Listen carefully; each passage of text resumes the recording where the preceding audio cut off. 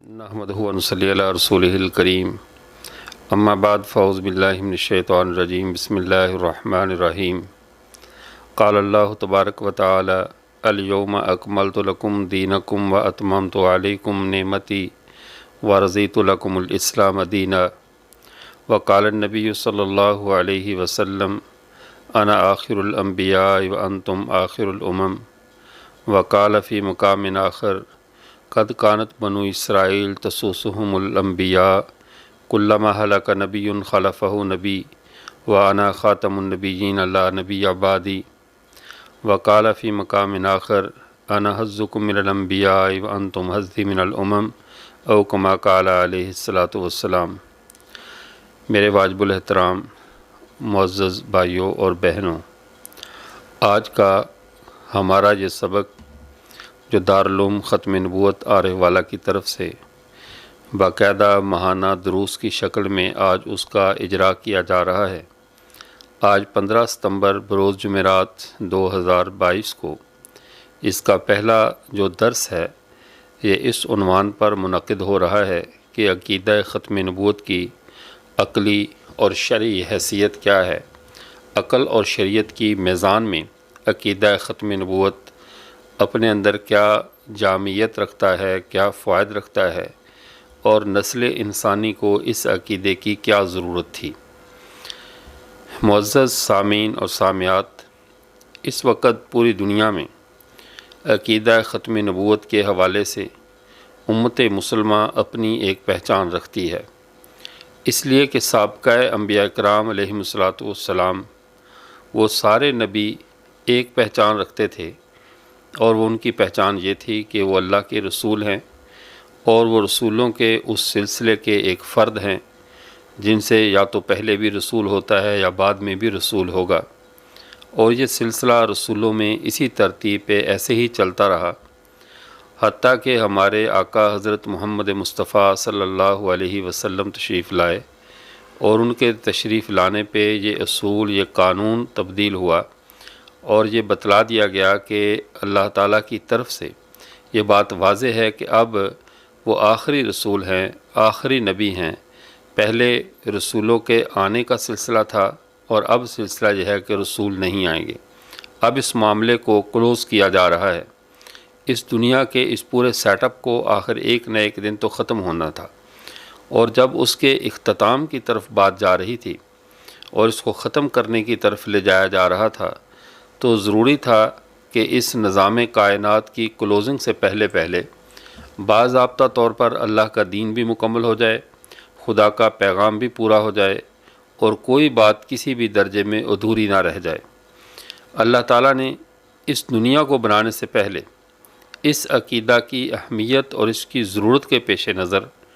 اس کی اہمیت اور اس کی افادیت کو واضح کرنے کے لیے انسانی نسل کے اجرا سے پہلے اس عقیدے کا اجرا فرمایا۔ اس عقیدے کی اہمیت کا اندازہ اس سے لگائیے کہ حضرت آدم علیہ الصلاۃ والسلام جو کہ نسل انسانی کی بنیادی اکائی ہیں، جن سے تمام نسل انسانی نے جنم لیا، چاہے وہ مسلمان ہیں یا کافر ہیں، انبیاء ہیں یا غیر انبیاء ہیں، ان سب کے جو باپ ہیں، ان سب کے جو جد ہیں، سب کے جو بڑے ہیں، وہ حضرت سیدنا آدم علیہ الصلاۃ والسلام ہیں۔ یہ حضرت آدم کا جو وجود ہے یہ نسل انسانی کا نقطہ آغاز ہے۔ اسی طرح اللہ تعالیٰ نے جو لوح محفوظ کو لکھا ہے وہ تمام عالم کی مقادیر، تمام عالم کی تقدیروں کو لکھا ہے، وہ تمام نسل انسانی کے جو واقعات، حوادث زمین پر جو پیش آنے والے زمانے میں پیش ہونے والے تھے یا جو پیش آنے تھے، ان کے تمام حادثات کو، تمام واقعات کو اس میں لکھ کر ایک نظام عالم کی تاریخی دستاویز کے طور پر اس کو لکھا گیا، اس کو لوح محفوظ کو۔ اس لوح محفوظ کے بعد جو دوسری چیز بنیادی تھی وہ یہ کہ حضرت نبی کریم صلی اللہ علیہ وسلم کی یعنی جو وجود اطہر ہے، آپ صلی اللہ علیہ وسلم کا تشریف لانا، تو یہ اللہ کے منادی کا، اللہ کی طرف سے اللہ کے پیغامبر کا وہ آخری ظہور تھا جہاں پر اللہ تعالیٰ اپنے پیغام کو مکمل فرمانے والے تھے۔ تو جب اللہ نے جریدہ عالم کو لکھا، یعنی اس کائنات کی تقدیر کو لکھا، تو لوح محفوظ میں بھی آپ صلی اللہ علیہ وسلم کی ختم نبوت کا پیغام لکھ دیا، عقیدہ لکھ دیا کہ آپ صلی اللہ علیہ وسلم اللہ کے آخری رسول ہوں گے۔ اس کائنات میں سب سے جو آخری نبی ہیں جن سے اللہ کلام کریں گے، جن کی امت نسل انسانی کی آخری امت ہوگی، وہ حضرت محمد صلی اللہ علیہ وسلم ہوں گے۔ یہ بات لوح محفوظ میں لکھ دی گئی۔ پھر نسل اور یہ لوح محفوظ، یہ تقدیر عالم، یہ کائنات کو، پورے نظام کو بنانے سے 50,000 سال پہلے پورے عالم کی تقدیر لکھی گئی۔ اس 50,000 سال پہلے پوری کائنات کے نظام سے یہ بات لکھی جا چکی تھی کہ محمد صلی اللہ علیہ وسلم اللہ کے آخری رسول ہیں۔ یعنی جو اس کائنات کی کتاب ہے، کائنات کا پینل کوڈ کہہ لیں یا کتاب کہہ لیں، اس کتاب میں بھی رسول اللہ صلی اللہ علیہ وسلم کی ختم نبوت کی پہلے بات لکھ دی گئی۔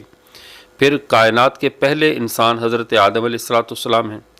ان کو بھی عقیدہ ختم نبوت کی بات اتنی بدیہی طور پر سمجھا دی گئی،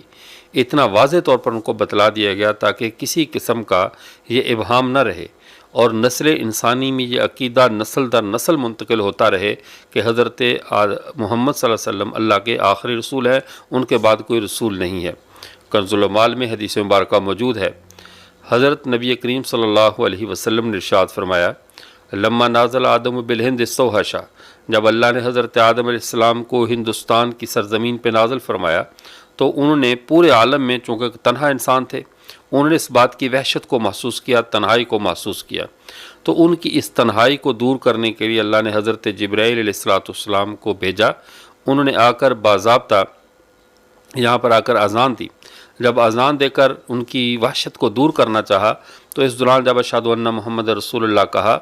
اس وقت حضرت آدم علیہ السلام نے پوچھا، من محمد، یہ محمد کون ہے جن کا نام آپ اللہ کی تکبیر، اللہ کی جو گواہی ہے اس کے ساتھ آپ محمد کا نام لے رہے ہیں؟ تو یہ محمد صلی اللہ علیہ وسلم کون ہے؟ تو حضرت جبرائیل علیہ السلام نے فرمایا، آخر ولدی کا من الانبیاء، جو آپ کے نبی بیٹے ہیں ان میں سے جو آخری نبی بیٹا ہے یہ ان کا نام محمد ہے۔ تو اس طرح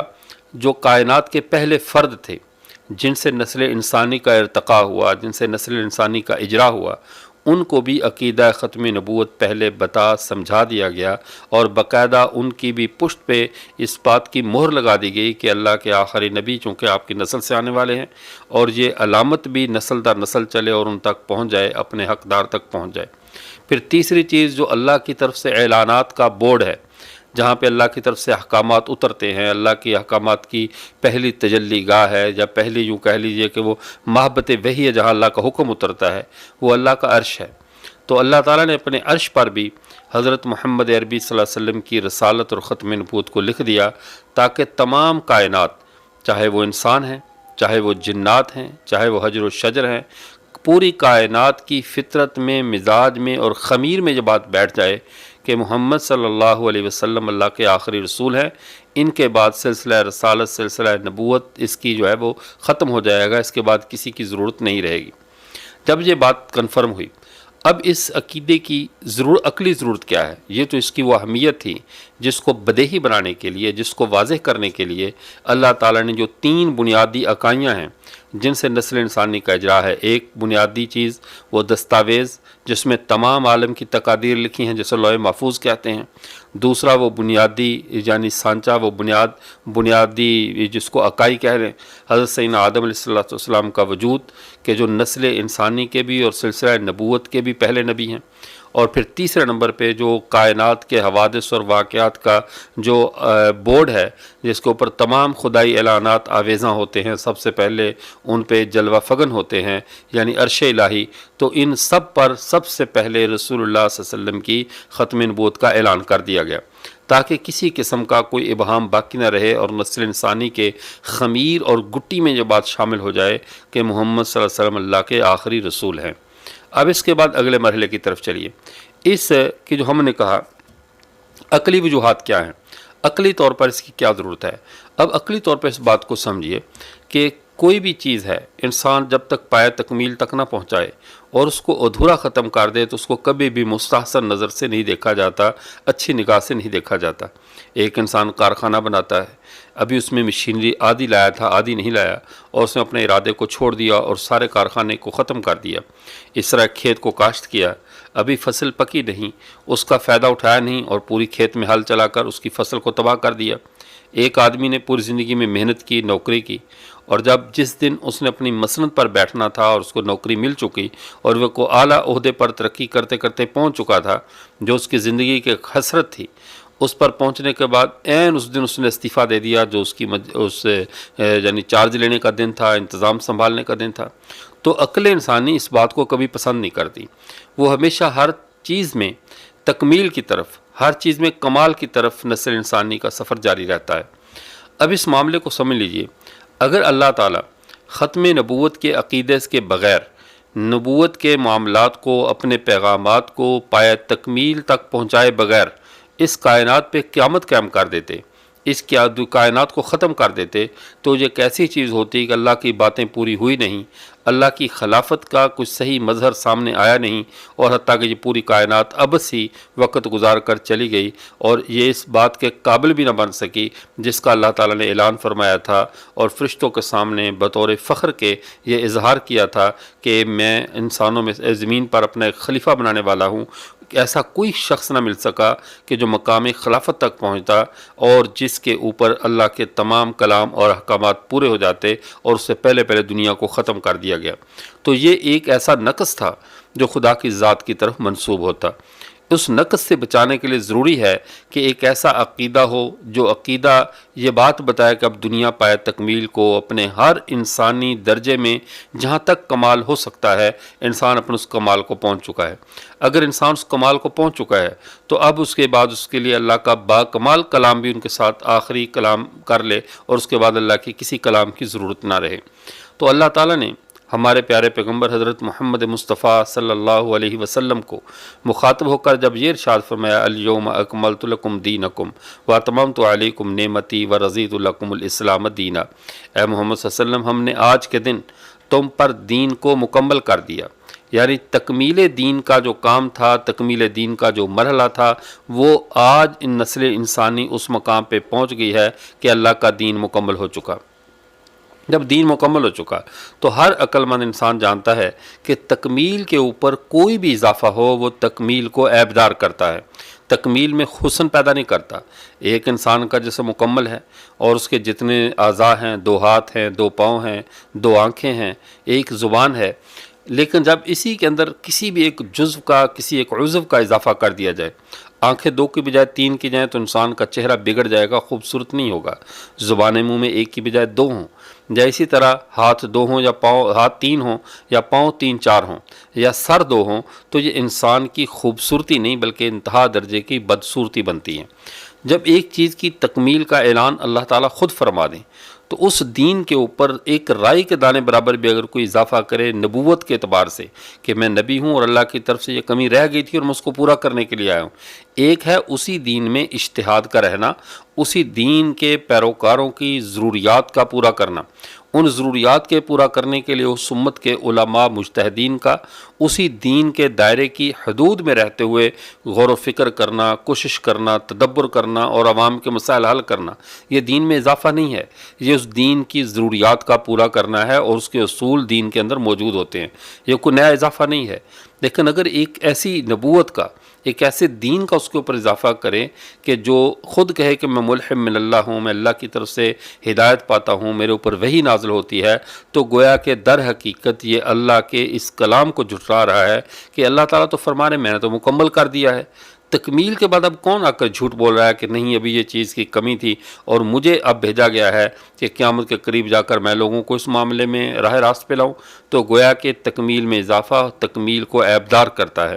فرمایا اور دوسرا وَأَتْمَمْتُ عَلَيْكُمْ نِعْمَتِي، اور میں نے اپنی نعمتوں کو تمام کر دیا۔ اب عقل کہتی ہے کہ جس کی تمامیت کا فیصلہ اللہ کر دے، جس کی تمامیت کا حتمی اعلان اللہ تعالیٰ فرما دیں، اس کے لیے کسی چیز کی بھی پھر ضرورت نہیں رہتی، کمی نہیں رہتی۔ اگر کمی رہتی ہے تو پھر اللہ کا تمامیت کا اعلان غلط ہے۔ وہ نعمتیں جب پوری ہو چکی ہیں، یعنی اب محمد عربی صلی اللہ علیہ وسلم کی امت کے لیے کسی بھی نعمت کی کمی باقی نہیں رہی۔ کوئی ایک نعمت بھی اللہ کے خزانوں میں ایسی نہیں ہے جو اس امت کو نہیں ملی۔ آخری نعمت آپ صلی اللہ علیہ وسلم کا وجود اطہر تھا، باقی آنکھیں تو سب امتوں کو بھی 2 ملتی رہی ہیں، اور اسی طرح وجود، اعضاء، نبوت اور اللہ کی طرف سے پیغام رسانی، پہلے بھی سچے انبیاء لوگوں کو اللہ کا پیغام پہنچاتے رہے ہیں، لیکن جو پیغام اور اللہ کی حتمی بات حضرت محمد عربی صلی اللہ علیہ وسلم نے ارشاد فرمائی ہے وہ کسی اور کے حصے میں نہیں آئی. یہ سب آخری اور حتمی بات محمد عربی کے صدقے ہمیں ملی ہے، اور تو یہ تمام نعمت ہوا. پھر اللہ تعالیٰ نے اس دین کے لیے جو دین اسلام ہے، آپ صلی اللہ علیہ وسلم کا دین جسے دین اسلام کہا جاتا ہے، تو اس دین کے ساتھ اپنی رضا کا اظہار فرمایا. وَرَضِيتُ لَكُمُ الْإِسْلَامَ دِينًا، میں نے تمہارے لیے جس دین پہ میں راضی ہوا ہوں وہ دین اسلام ہے، اس کے ماسوا مجھے کوئی دین اب راضی کرنے والا نہیں ہے. میری رضا کا آخری اعلان، میری رضا کا آخری پوائنٹ وہ صرف دین اسلام ہے. اب اللہ تک پہنچنے والی سب راہوں میں آخری راہ محمد عربی صلی اللہ علیہ وسلم کی راہ ہے. تو اب عقل انسانی اس نتیجے پر پہنچتی ہے کہ محمد عربی صلی اللہ علیہ وسلم کے بعد نہ تو عقلاً کسی نبی کی ضرورت ہے، نہ شرعاً کسی نبی کی ضرورت ہے. عقلاً ضرورت اس لیے نہیں کہ اب انسان پایہ تکمیل کو پہنچ چکا. اب ایسا اللہ کا نظام، ایسا علوم، ایسی معرفت کی راہ ہمیں مل چکی ہے کہ اب ہم منزل کے بالکل قریب پہنچ چکے ہیں، اور منزل کے قریب ایک ہادی اور راہبر کی شکل میں ہم پہنچے ہیں. تو اب ہمیں کس چیز کی کیا ضرورت رہے گی باقی؟ اب ایک دوسری بات سے، ایک دوسری عقلی پہلو سے سمجھیے. آپ صلی اللہ علیہ وسلم نے جو اپنی خصوصیات ارشاد فرمائی ہیں، ان خصوصیات میں بعض خصوصیات بعض محدثین نے الفاظ کی کمی بیشی کے ساتھ نقل کی. اوتیت بجوامع الکلم فضلت علی سائر الانبیاء بستن، اللہ نے مجھے سارے نبیوں پر 6 وجوہات سے فضیلت عطا فرمائی. اب ان جو فضیلت کی باتیں ہیں اگر ہم ان کو سامنے رکھیں تو ان میں ایک ہے کہ مجھے جو ہے وہ دیے زمین و آسمان کے مجھے خزانے دیے گئے، مجھے زمین و آسمان کے خزانے دے دیے گئے. جب نبی کریم صلی اللہ علیہ وسلم کے ہوتی تو خزائن الارض، اللہ نے مجھے تمام زمینوں کے خزانے دیے. اب ہر عقل مند انسان جانتا ہے جس شخص کا جتنا دائرہ اختیار ہو، جتنی مخلوق یا جتنے لوگ اس کے ماتحت ہوں، اس کو اتنی ہی وسائل کی ضرورت ہوتی ہے. ایک علاقے کے ایس ایچ او کو یا ایم پی اے کو یا کسی منسٹر کو یا شہر کے امیر کو جتنے خدام کی، سیکورٹی گارڈز کی، یا اسی طرح اس کو جتنے بھی ملازمین کی یا خزانے کی ضرورت ہے، جتنے اس کو سرکاری خزانہ سے گرانٹس چاہیے اس کو اتنی ہی ملتی ہیں. وزیر اعظم کا قومی خزانے سے کوٹا اور ہوتا ہے اور وزیر اعلیٰ کو اس سے کم ہے. پھر علاقے کے ایم پی ایم این اے کا کوٹا اس سے بھی کم ہوتا ہے کہ اس کے ماتحت جو حکومت ہے وہ کم پڑ جاتی ہے. آپ صلی اللہ علیہ وسلم کو ہر کون سی ضرورت پڑ گئی تھی کہ ساری دنیا کے زمین و آسمان کے خزانے ہمارے نبی کو دیے گئے، اور جو زمین آپ سے فرماتے ہیں مجھے زمین و آسمان سارے خزانے مجھے کھول دیے گئے، اور اللہ مجھے دینے والا ہے، میں تقسیم کرنے والا ہوں. سوال یہ ہے کہ اتنے خزانوں کی ضرورت کیوں پیش آئی؟ اس کی وجہ اللہ کے نبی نے خود فرمائی، بعثت الی الخلق کافہ، مجھے تمام مخلوقات کی طرف نبی بنا کر بھیجا گیا ہے. میری نبوت کا دائرہ عرب میں یا کسی خاص قوم میں یا کسی خاص خطے میں جو محدود نہیں ہے، بلکہ میری نبوت کا دائرہ تمام انسانیت، تمام مخلوقات، بعثت الی الخلق کافہ، تمام مخلوقات کی طرف میری نبوت کا دائرہ ہے.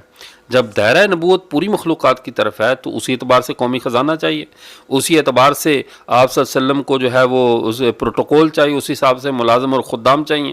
جتنا بڑا منصب ہے تو ضروریات بھی اسی اعتبار سے ہیں. تو جب منصب بڑا تھا، ان کو رحمت للعالمین بنایا گیا تھا، تو ان تمام مناصب کی روشنی میں آپ کے لیے زمین و آسمان کے سارے خزانے آپ کو دیے جانے ضروری تھے. تو آپ کو فرمایا مجھے سارے زمینوں کے خزانے دیے گئے. اوتی تو جوامع الکلم، اگر آپ صلی اللہ علیہ وسلم کسی خاص قوم، خاص فرد کی یا خاص طبقے کی طرف جو ہے وہ مبعوث ہوتے اور ان کے بعد اور بھی نبیوں کی گنجائش ہوتی تو آپ کو ایسے جامع کلمات دیے جانے کی ضرورت عقلاً بھی نہیں تھی، کیونکہ مقامی ضرورتیں، علاقائی ضرورتیں وقت کا نبی پوری کرتا ہے اور بات ختم ہو جاتی ہے. آگے آنے والا نبی قوم کی، نسل کی نئے سرے سے قیادت شروع کر دیتا ہے اور اس کو عصر نو ایک نئی شریعت کی ضرورت پیش آتی ہے. لیکن آپ صلی اللہ علیہ وسلم کو جامع کلمات کیوں دیے گئے؟ ارسلت الی الخلق کافہ، مجھے تمام کافہ انسانیت کی طرف نبی بنا کر بھیجا گیا. اور دوسری جگہ پر آپ صلی اللہ علیہ وسلم نے فرمایا کہ میں اس شخص کا بھی نبی ہوں، میں یولد بعدی، جو میرے بعد پیدا ہوگا، یعنی جس نے من ادرک کا نبوتی، میں اس کا بھی نبی ہوں جس نے میری زمانہ نبوت کو پایا، اور میں ان کے لیے بھی نبی ہوں جو میرے بعد میں پیدا ہوں گے. یعنی میری نبوت کے دائرے کی کوئی لمٹس نہیں ہے، کچھ حدود نہیں ہے کہ آپ اس کو کہہ سکو جیسے میں قادیانی حضرات کہتے ہیں کہ آپ صلی اللہ علیہ وسلم کے 1000 سال بعد تک کسی نئے نبی کی نبوت کی ضرورت نہیں تھی، کہ آپ کا نور اتنا زیادہ تھا، جمال اتنا زیادہ تھا کہ 1000 سال تک کوئی نبی ابھر کر سچا نبی سامنے آیا، نہ اس کی ضرورت تھی۔ لیکن 1000 سال بعد قادیانیوں کے بقول ان کے جو جیسے کفریہ نظریات ہیں کہ وہ نبوت کا نور جو تھا وہ ماند پڑ گیا، پھر مرزا غلام قادیانی ہے، اور یہ انتہا درجے کی ایک ایسی فرسودہ اور ایسی اخلاق سے گری ہوئی تعبیر ہے، اور ایسا آپ صلی اللہ علیہ وسلم کی اہانت ہے اس منصب ایسی بات کرنے میں، کہ جس نبی نے خود کہا کہ میں یولاد بعدی، میں اس شخص کا نبی ہوں جس نے میرا زمانہ پایا، اور وہ جو میرے بعد پیدا ہوگا، اور وہ پیدا ہونے کا وقت قیامت کی صبح تک ہے، اور جب تک نسل انسانی پیدا ہوتی رہے گی ان کے لیے نبی ہمارے آقا ہی رہیں گے۔ جب معاملہ ہمارے آقا کے ہاتھ میں ہے تو اب نبوت، کسی نئی نبوت کی عقلاً کوئی ضرورت باقی نہیں رہی، خزانے رہے۔ اور پھر اگلی بات، مجھے جامع کلمات کی کیوں ضرورت ہے؟ اب نسل انسانی تغیر پذیر ہے، نسل انسانی کے روز روز مسائل بدلتے رہیں گے، ان کے حالات نئے نئے پیش آتے رہیں گے، تو اللہ کے نبی کو ایسے کلمات دیے جانے چاہیے کہ جن کلمات میں جامعیت اتنی زیادہ ہو، ان میں اتنے مسائل کا حل موجود ہو کہ صبح قیامت تک نسل انسانی کسی معاملے میں بھی اپنے آپ کو اندھیرے میں نہ سمجھے، اپنے آپ کو یہ نہ سمجھے کہ ہم خسارے میں ہیں، بلکہ وہ یہی سمجھے کہ ہم بہت اچھے فائدے میں جا رہے ہیں۔ اس لیے آپ صلی اللہ علیہ وسلم نے فرمایا، میں تمہیں ایسی ملت پہ چھوڑ کر جا رہا ہوں، ترکتکم علی ملت لیلھا کنہارھا، کہ میں ایسی ملت پہ، ایسے دین پہ، ایسی روشن اور صاف راہ پہ تمہیں چھوڑ کر جا رہا ہوں جس کی راتیں بھی دنوں سے زیادہ روشن ہیں۔ جب اس دین کی راتیں دنوں سے زیادہ روشن ہیں تو اب کسی بھی ذرا سا بھی شعور رکھنے والے انسان کو قطعاً یہ زیب نہیں دیتا، اس کی عقل اس بات کو ذرا بھی گنجائش دینے کو تیار نہیں ہے کہ ہمیں کسی اور نبی کی ضرورت محسوس ہے یا کسی اور نبی کی ہمیں ضرورت پیش آ سکتی ہے۔ تو عقلی اعتبار سے عقیدہ ختم نبوت نسل انسانی کی ایسی وہ اٹل ضرورت ہے، ایسی بدہی ضرورت ہے کہ جس کے بغیر نہ انسان کامل ہوتا ہے، نہ اس کی نجات کی راہ حتمی ہوتی ہے۔ انسانیت کی حتمی نجات کی راہ تبھی بنتی ہے جب اس پر خاتمیت کی مہر آ جائے، اور جب تک خاتمیت کی مہر نہیں آتی، آنے والا نبی ہو، آنے والا سلسلہ ہو، تو پھر اس کے بعد اس کے اوپر جو ہے نا وہ ایک خانہ بدوشوں والی یا یوں کہہ لو ایک کیفیت رہتی ہے کہ میں نے اس ملت سے ہجرت کرنی ہے، دوسری ملت میں جانا ہے، اس مذہب سے نکلنا ہے، اگلے مذہب میں جانا ہے، تو وہ ایک خوف طاری رہتا ہے کہ آنے والی شریعت مبادہ سخت ہو یا نرم ہو، مبادہ اس کے مسائل میرے مطابق ہوں یا میرے خلاف ہوں۔ اس ملت میں، اس شریعت میں اپنے مال کی اتنی زکوٰۃ دیتا ہوں، آگے مجھے معلوم نہیں، شاید سارا مال دے کر زکوٰۃ جتنے پیسے گھر میں رکھنے کا حکم آ جائے۔ لیکن جب حتمیت مل جائے کہ اب حتمی بات یہ ہے اور اس کے بعد کچھ تبدیلی ہونے والی نہیں ہے، کچھ نسخ ہونے والا نہیں ہے، تو انسان کی عقل بھی سکون محسوس کرتی ہے، انسان کی فطرت بھی راحت محسوس کرتی ہے۔ یہ صرف اس وجہ سے کہ ختم نبوت کا عقیدہ نسل انسانی کو راحت سے آشنا کرتا ہے، ان کو ہر طرح کی دقت اور پریشانی اور آسمان سے شریعت کی تبدیلی کا جو خوف ہے، اس خوف سے اس انسان کو نجات عطا کرتا ہے ختم نبوت کا عقیدہ۔ لیکن یہاں پر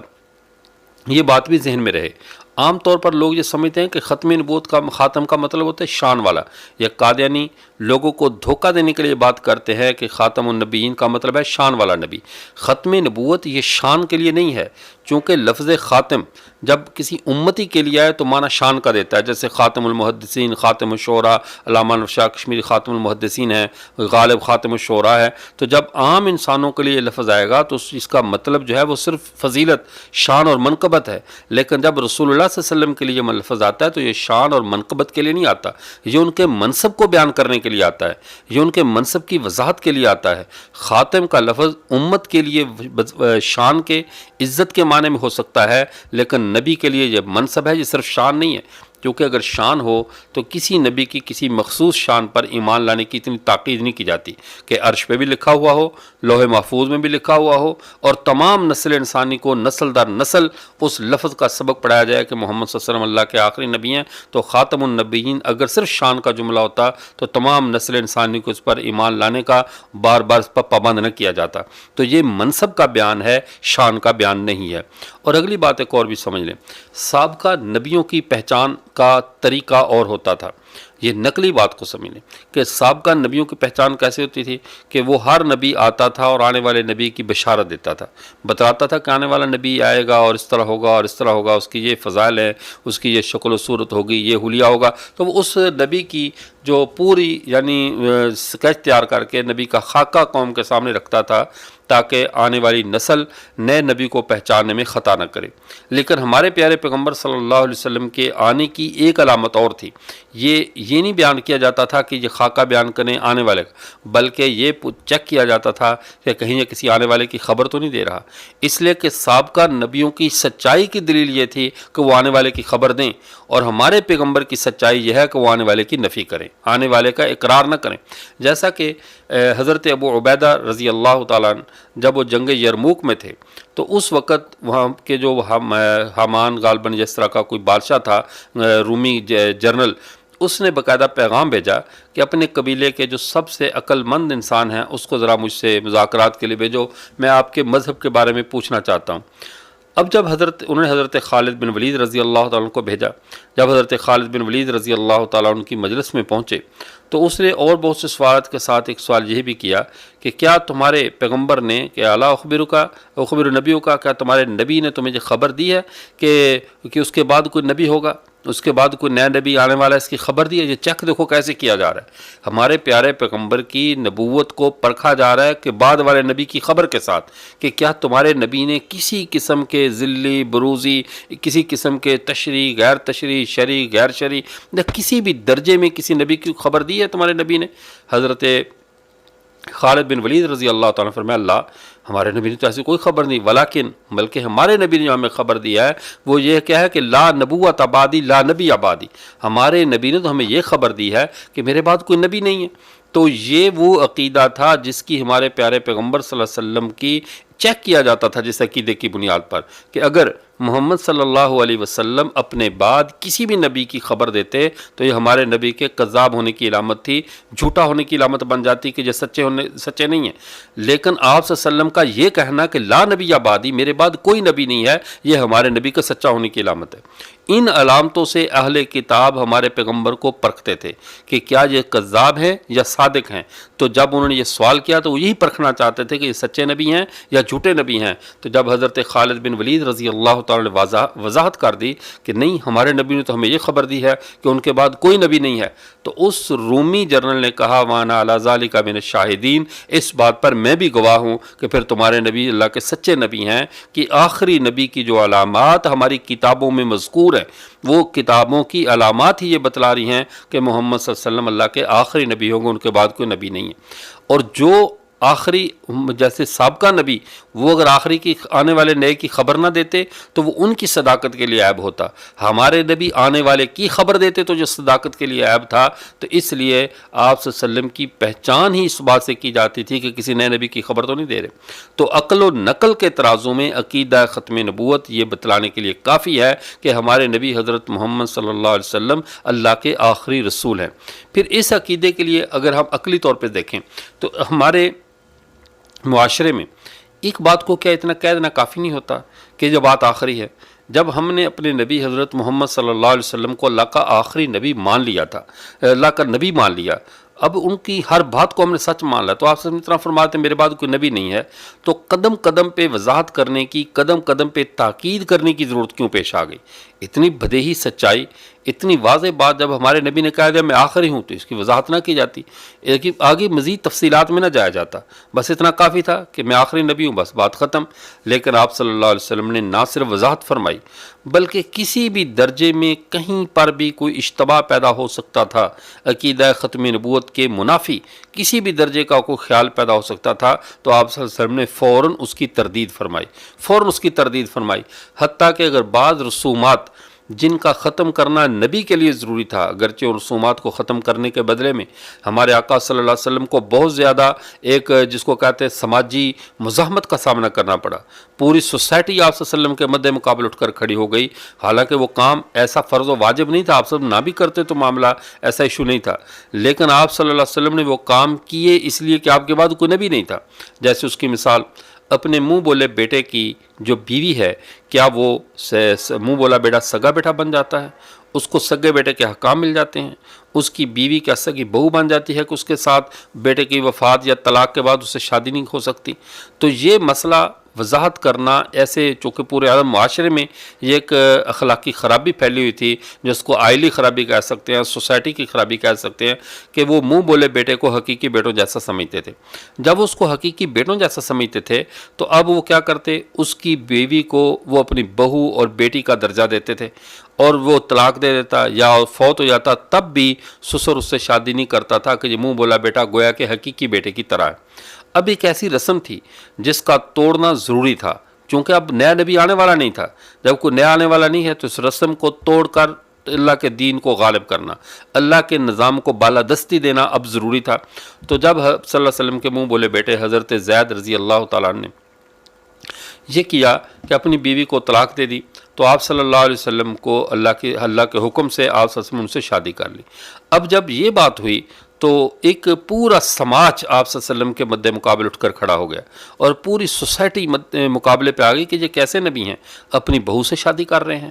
آپ صلی اللہ علیہ وسلم کے بارے میں پھر یاد وما کان محمد ابا احد من رجالکم، محمد صلی اللہ علیہ وسلم تو تمہارے مردوں میں سے کسی کے باپ ہی نہیں ہے۔ جب وہ کسی کے باپ نہیں ہیں تو پھر یہ بہو کہاں سے آ گئی؟ اچھا، سوال یہ ہے کہ جب ٹھیک ہے یہ رسم ہے،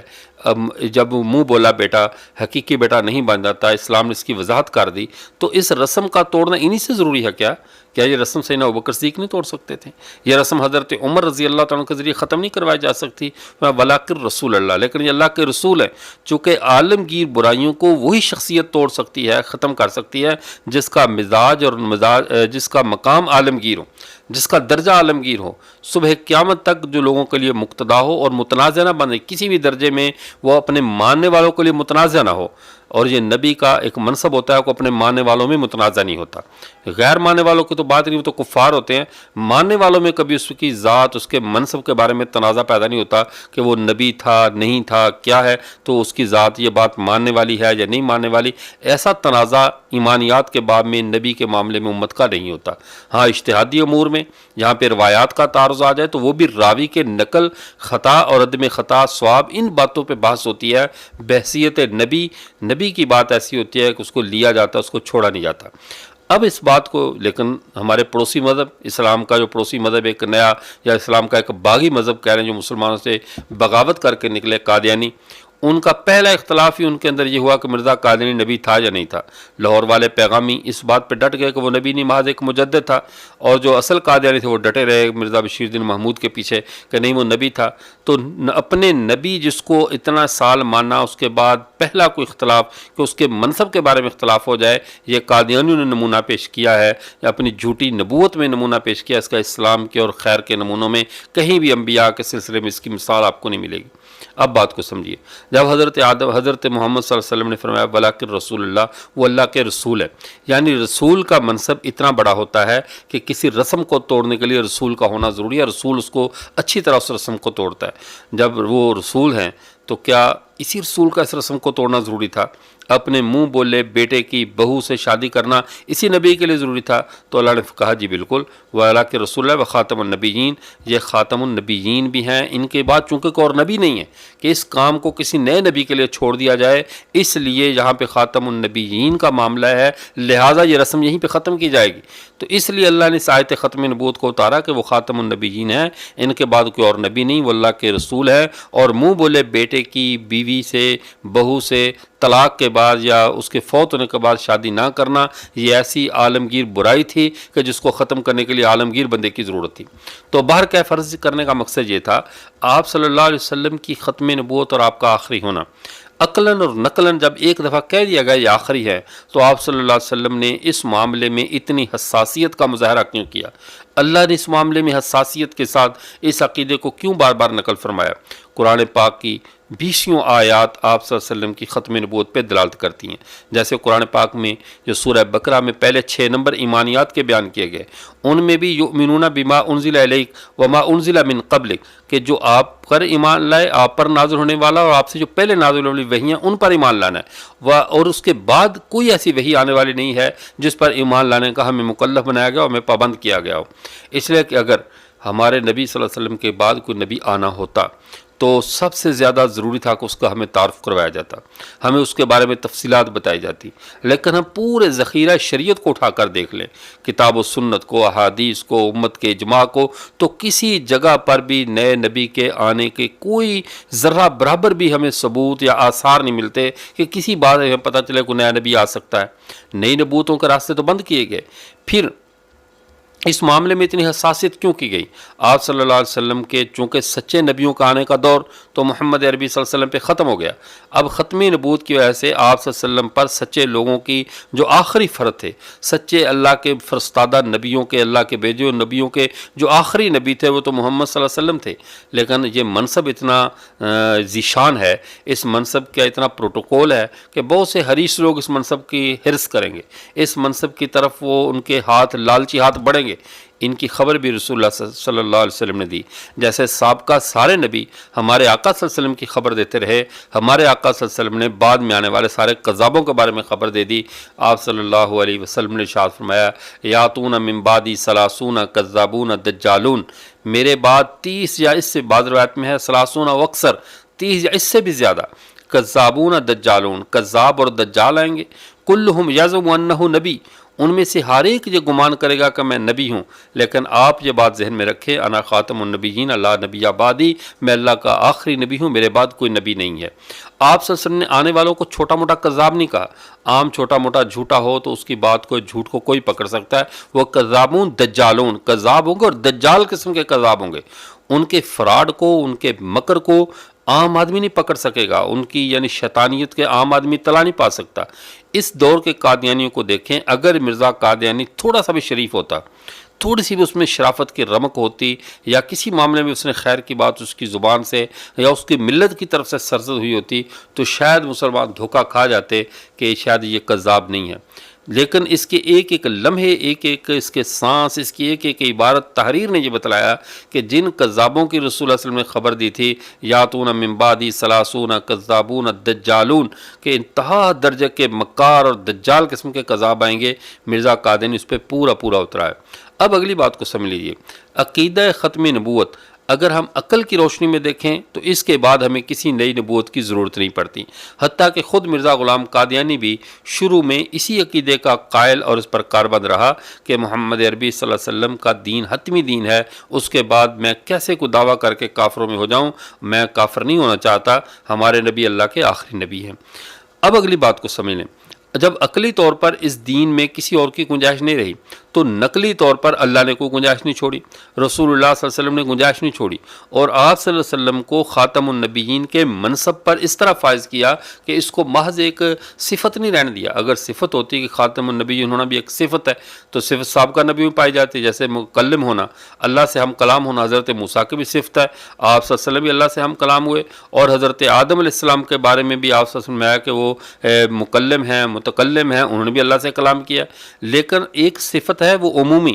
ایک ہے آپ صلی اللہ علیہ وسلم کی صفت خاصہ، ختم نبوت، خاتم النبیین ہونا، نبیوں کا آخری نبی ہونا، یہ ہمارے پیارے پیغمبر صلی اللہ علیہ وسلم کی صفت خاصہ ہے جو ہمارے نبی کی ذات سے جدا نہیں ہو سکتی۔ ہمارے پیارے محمد صلی اللہ علیہ وسلم یہ ساتوں زمینوں کے اوپر ایسے ہی سردار اور ایسے ہی ان کی سرداری اور سلطنت قائم ہے جیسے ساتوں آسمانوں کے اوپر عرش سردار ہے، اللہ کے عرش پر، عرش کی سرداری اور عظمت 7 آسمانوں پر ہے۔ تفسیر عزیز میں شاہ عبدالعزیز محدث دہلوی رحمۃ اللہ علیہ فرماتے ہیں کہ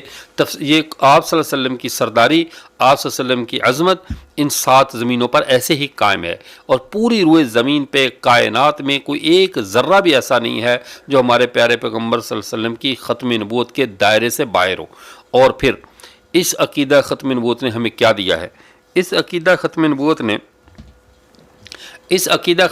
نے ہمیں ایک تحفظ کا احساس دیا ہے۔ جتنے محفوظ مسلمان ہیں اتنی حفاظت کسی اور کے حصے میں نہیں آئی، وہ اس طور پر کہ آپ صلی اللہ علیہ وسلم کی ایک تو ہماری قیامت تک ہم اس معاملے میں محفوظ ہیں کہ ہماری شریعت تبدیل نہیں ہوگی، ہمارے ساتھ اللہ نے جو کلام کرنا تھا وہ اللہ کا آخری کلام ہم ہیں، اللہ کے سب باتوں کے جو محبت ہیں، اللہ کی سب باتوں کے جو مخاطب ہیں وہ ہم ہیں، ہمارے بعد اللہ کسی سے کلام نہیں کریں گے۔ اب صبح قیامت تک ایک تو ہماری یہ ٹینشن ختم ہو گئی کہ کوئی نبی آنے والا آئے، روز نیا نبی آئے، روز ہم نئی۔ اب آپ دیکھیں 14 صدیاں بیت گئیں، حتیٰ کہ قادیانی، مرزا غلام قادیانی کے جو پیروکار ہیں، جنہوں نے دعوی نبوت مرزا قادری نے کیا، ان لوگوں نے ان کو مانا، لیکن آج تک عالمگیر شہرت ہونا تو دور کی بات کہ جیسے اس وقت پوری دنیا میں اللہ کا آخری نبی حضرت محمد صلی اللہ علیہ وسلم ہی کو سمجھا جاتا ہے، اللہ کا آخری کتاب، اللہ کی آخری وحی قرآن پاک کو سمجھا جاتا ہے، صحابہ کرام کا جب بھی تذکرہ ہے تو رسول اللہ کی جماعت کا تذکرہ آتا ہے، مرزا قادینی کا کسی کے ذہن میں خیال بھی نہیں آتا۔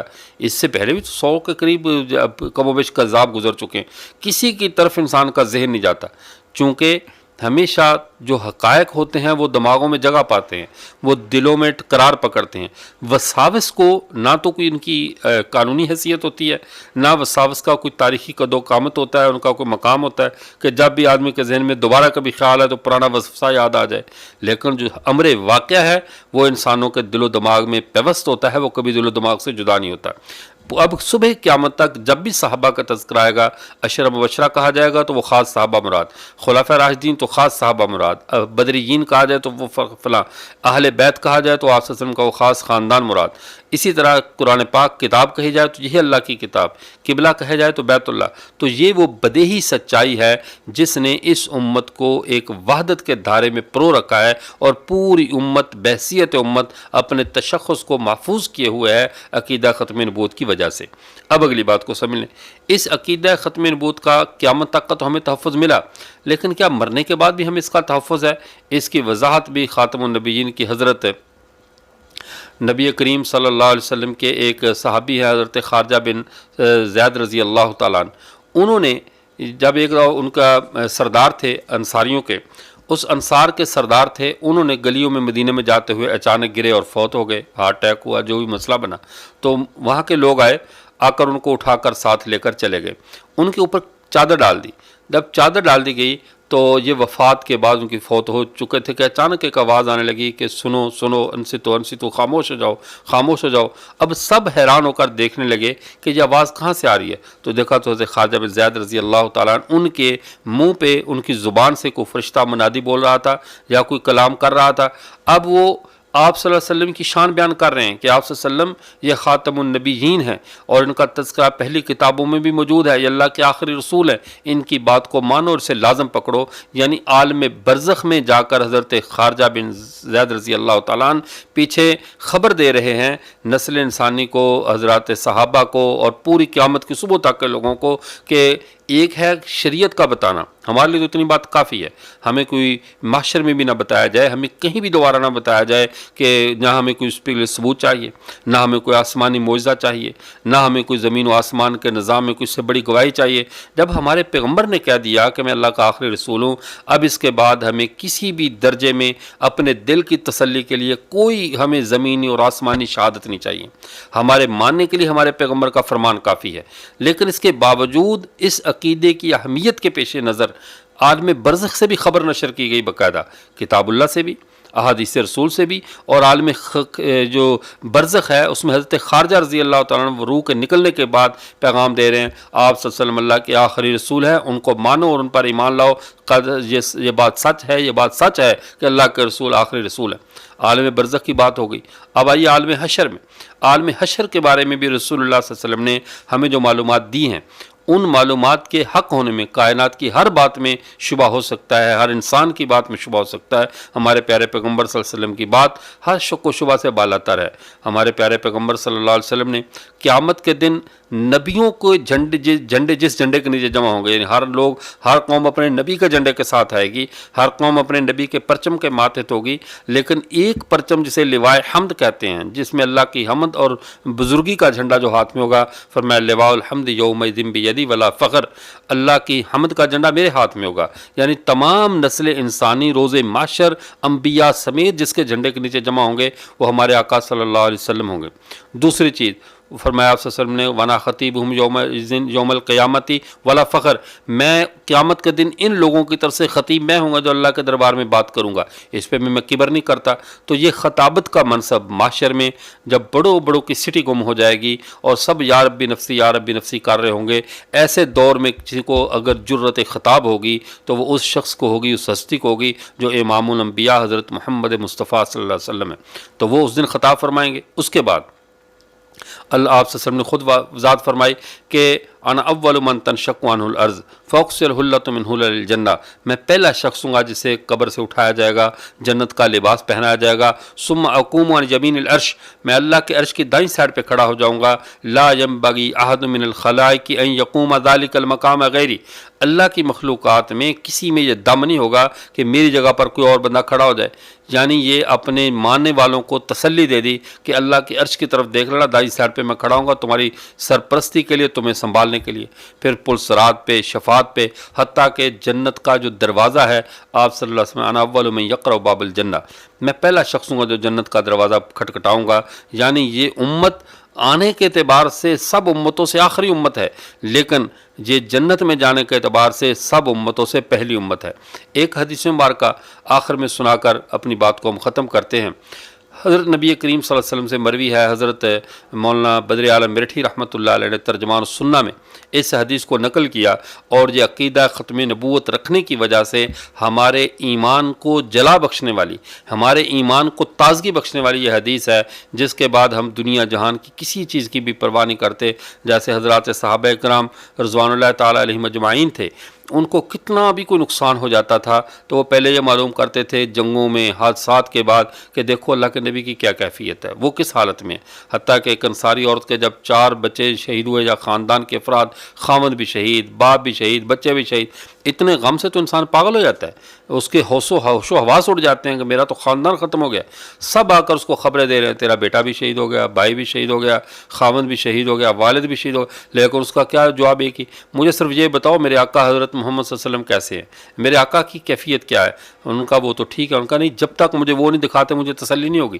اور جب دکھایا گیا، آپ صلی اللہ علیہ وسلم کی زیارت کی گئی تو کہنے لگے کل مصیبت بعد کا جلل، اے اللہ کے رسول آپ کو دیکھ لیا، اب ہر مصیبت ہمارے لیے آسان ہے، اب کسی مصیبت کی ہمارے یہاں وقت نہیں رہی، جب آپ ٹھیک ہیں تو سارے دکھ ٹھیک ہیں، ہمیں کسی دکھ کی کوئی تکلیف باقی نہیں رہی۔ تو یہی کیفیت عقیدہ ختم نبوت پہ کام کرنے والے مرد و زن مسلمان مردوں مسلمان عورتوں کو حاصل ہے کہ ان کو براہ راست رسول اللہ صلی اللہ علیہ وسلم کے منصب کا دفاع کرنے کا موقع ملتا ہے، اس منصب کی خدمت کا موقع ملتا ہے، جس کے بدلے میں دنیا کی ہر تکلیف، ہر غم، ہر پریشانی ہلکی نظر آتی ہے، بلکہ نظر ہی نہیں آتی۔ یوں کہہ لیجیے کہ نظر ہی نہیں آتی، کہ جس کی نظر رسول اللہ کی چوکیداری پہ ہو، اس کی نظر اپنے عوارض پہ، اپنی تکلیفوں پہ نظر نہیں ہوتی۔ تو میں عرض یہ کر رہا تھا، آپ صلی اللہ علیہ وسلم نے ارشاد فرمایا، حدیث کا مفہوم عرض کرتا ہوں، آپ صلی اللہ علیہ وسلم نے پوچھا ہے محمد کیا آپ پر اس بات پہ کوئی گرانی تو نہیں ہے، مفہوم گرانی تو نہیں ہے کہ آپ آخر الانبیاء ہیں، آپ کو اس بات پہ کوئی بوجھ محسوس تو نہیں ہو رہا، کوئی دقت محسوس تو نہیں ہو رہی کہ آپ آخر الانبیاء ہیں؟ فرمایا لا، مجھے کوئی دقت نہیں ہے،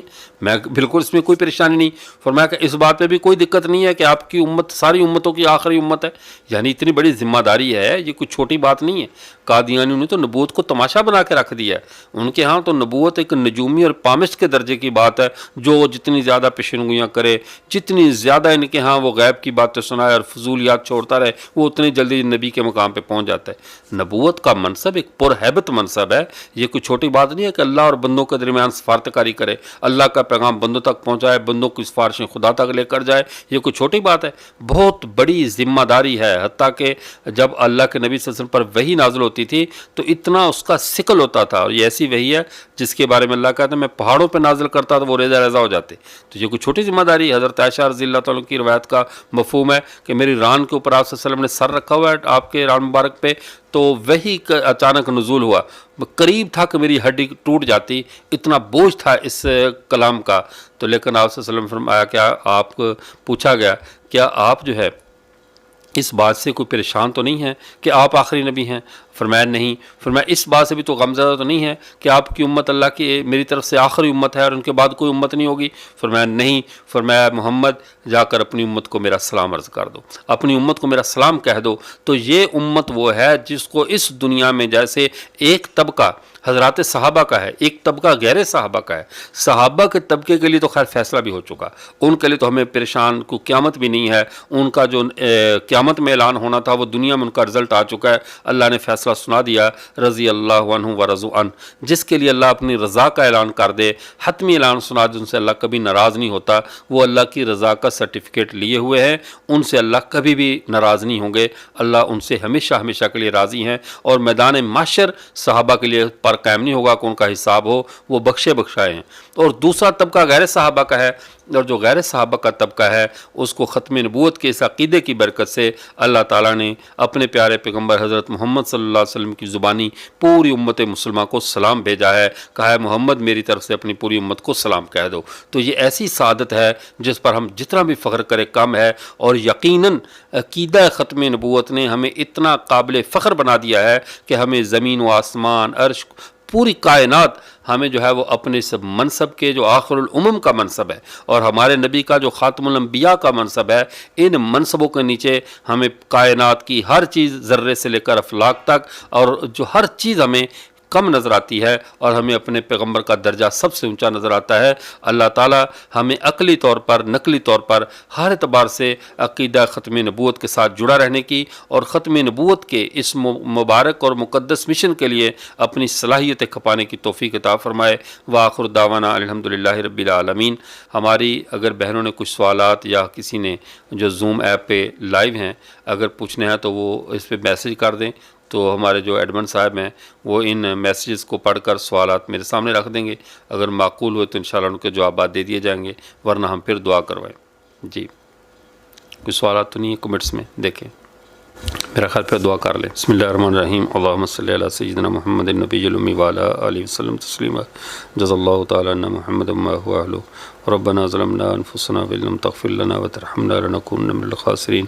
اللہم انت السلام منک السلام وادخلنا فی دار السلام، تبارک ربنا وتعالیت یا ذو الجلال والاکرام۔ اے اللہ تو فری میں ہماری اس آج کی مجلس کی ختم نبوت کے سبق کو اپنی بارگاہ میں قبول فرما، جن جن لوگوں تک آج ختم نبوت کا پیغام پہنچا اس کو یا اللہ ان سب کے لیے اس کو دنیا آخرت میں نجات کا اور کامیابی کا ذریعہ بنا۔ ہمارے مسلمان جہاں کہیں بھی پریشان ہیں سیلاب کی وجہ سے یا کسی بھی تکلیف میں، اے اللہ ان کی تکالیف کو رفع فرما، امت محمدیہ کی یا اللہ مدد فرما۔ ہمارے جتنے مسلمان بہن بھائی یا اللہ بے اولاد ہیں سب کو نیک صالح اولاد عطا فرما، جن کی جو بھی نیک اور جائز حاجات اور ضروریات ہیں اپنے غیب کے خزانوں سے پوری فرما۔ صلی اللہ تعالی علی خیر خلقہ محمد و آلہ وصحبہ اجمعین برحمتک یا